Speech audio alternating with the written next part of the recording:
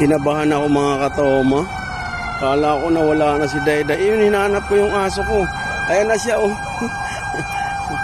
Tuwang-tuwa nung nakita ako. Sobrang tuwa. Na ano kasi siya, natakot siya dun sa bumbero. Nataranta siya, kaya nawala siya. Eh, chismoso ang katoma nyo. Nakiosyoso dun sa nasusunog. Ayun, napapayaan ko yung aso ko. Ayan, hinanap ko lahat. Tinikot ko na lahat. Ayun, nakita ko siya umiinom ng tubig. Ay, naku.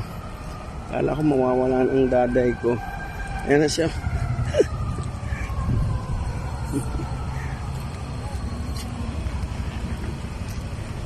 Saan na kaya yung makasama ko?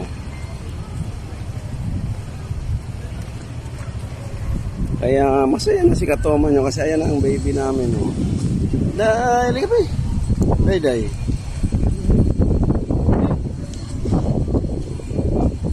Nagsimba ang daday namin. Ayan. Babus na sa mga katoma natin, be. Day, babus na. Sige mga katoma, babus na.